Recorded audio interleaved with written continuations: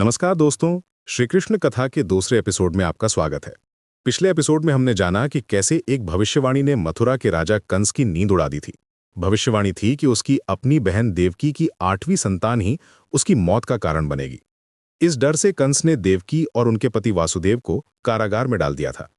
एक एक करके उसने उनके 7 बच्चों को जन्म लेते ही उनकी आंखों के सामने ही मार डाला। अब जरा उस माहौल के बारे में सोचिए। चारों तरफ पत्थर की ठंडी सीलन भरी दीवारें, हवा में सिर्फ निराशा और डर घुला हुआ था। देवकी और वसुदेव के लिए हर पल एक सजा जैसा था, हर सांस एक बोझ थी। वो एक दूसरे को देखते पर कुछ कह नहीं पाते थे। शब्द जैसे खत्म हो गए थे। बस आंखों में एक दूसरे का दर्द और एक अनकहा सवाल दिखता था, कब तक? 7 बच्चों को अपनी आंखों के सामने खो देने का दर्द क्या होता होगा, हम शायद इसका अंदाजा भी नहीं लगा सकते।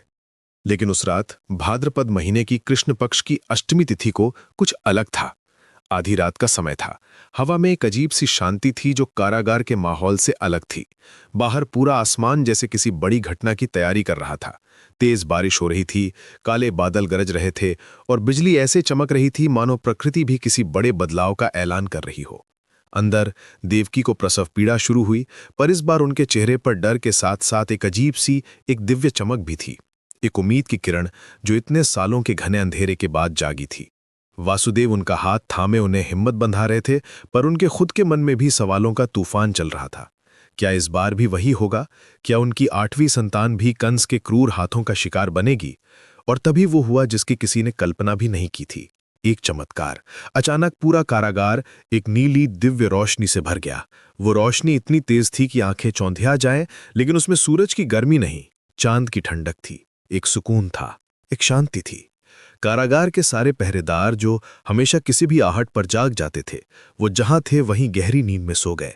उनके हथियार उनके हाथों से छूटकर जमीन पर गिर पड़े, पर किसी को कोई आवाज तक नहीं आई। और सबसे बड़ा आश्चर्य, देवकी और वासुदेव की वो भारी भरकम लोहे की बेड़ियां जिन्हें तोड़ने की कोई सोच भी नहीं सकता था, वो अपने आप टूटकर गिर गईं। इस दिव्य माहौल में देवकी की सारी पीड़ा जैसे गायब हो गई।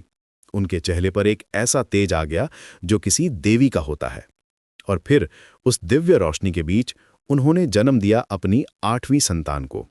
पर यह कोई साधारण बालक नहीं था। उनके सामने जो स्वरूप था, उसे देखकर वासुदेव और देवकी की आंखें खुली की खुली रह गईं। वो बालक चतुर्भुज रूप में था। उनकी 4 भुजाओं में शंख, चक्र, गदा और पद्म थे। उनके गले में कौस्तुभ मणि और छाती पर श्रीवत्स का चिन्ह चमक रहा था।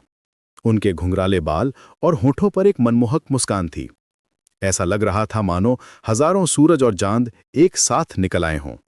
दोनों तुरंत समझ गए, ये कोई और नहीं बल्कि स्वयं भगवान विष्णु हैं, जिन्होंने दुष्टों का संहार करने के लिए उनकी कोख से जन्म लिया है। दोनों ने हाथ जोड़कर उनकी स्तुति की, उनकी प्रार्थना की। उन्होंने कहा, हे प्रभु, हम तो साधारण इंसान हैं, कंस के बंदी हैं। हम आपके इस दिव्य अलौकिक रूप को इस दुष्ट कंस से कैसे छुपाएंगे? वो तो आपको देखते ही पहचान लेगा और अनर्थ हो जाएगा। उनकी प्रार्थना सुनकर भगवान ने अपनी माया समेटी और एक साधारण से नन्हे से शिशु का रूप ले लिया। एक छोटा सा प्यारा सा बच्चा जो अब अपनी किलकारियों से कारागार की खामोशी को तोड़ रहा था। उसी पल एक आकाशवाणी हुई। एक गहरी शांत आवाज गूंजी, हे वासुदेव, चिंता मत करो। इस बच्चे को अभी इसी समय यहां से गोकुल ले जाओ। वहां तुम्हारे मित्र नंद के घर एक कन्या ने जन्म लिया है। इस बालक को यशोदा के पास सुला देना और उनकी कन्या को लेकर वापस मथुरा आ जाओ। सब कुछ ठीक हो जाएगा। वासुदेव के लिए यह सब कुछ एक सपने जैसा था। क्या यह सच में हो रहा है? उन्होंने इधर उधर देखा। पहरेदार गहरी नींद में थे। बेड़ियां टूटी पड़ी थीं और अब कारागार के विशाल लोहे के दरवाजे भी अपने आप खुल गए थे। उन्हें यकीन हो गया कि ये सब प्रभु की ही लीला है और उन्हें इसका पालन करना ही होगा। उन्होंने एक पल भी नहीं गंवाया। पास पड़ी एक छोटी सी टोकरी उठाई, उसमें कुछ नरम कपड़े बिछाए और अपने पुत्र को उसमें लिटा दिया। अपने दिल पर पत्थर रखकर उन्होंने देवकी से विदा ली। देवकी की आंखों में आंसू थे, पर ये खुशी और बिछड़ने दोनों के आंसू थे। वो जानती थी कि उनके पुत्र को बचाने का यही एक रास्ता है। वासुदेव ने टोकरी को अपने सिर पर रखा और अंधेरी रात में सोते हुए पहरेदारों के बीच से होते हुए कारागार से बाहर निकल पड़े। बाहर मूसलाधार बारिश हो रही थी। यमुना नदी अपने पूरे उफान पर थी। उसकी डरावनी लहरें ऐसी उठ रही थीं मानो आज सब कुछ अपने अंदर संभालेंगी। वासुदेव के सामने एक और विशाल चुनौती खड़ी थी। इस तूफानी नदी को पार करके गोकुल कैसे पहुंचा जाए? वो धीरे धीरे यमुना के किनारे पहुंचे। पानी का बहाव बहुत तेज था और रात का अंधेरा। एक पल के लिए उनका दिल घबरा गया, लेकिन फिर उन्होंने टोकरी में सो रहे अपने पुत्र के चेहरे को देखा और उनकी सारी हिम्मत लौट आई। जैसे ही उन्होंने नदी में अपना पहला कदम रखा, एक और चमत्कार हुआ। पर वो चमत्कार क्या था?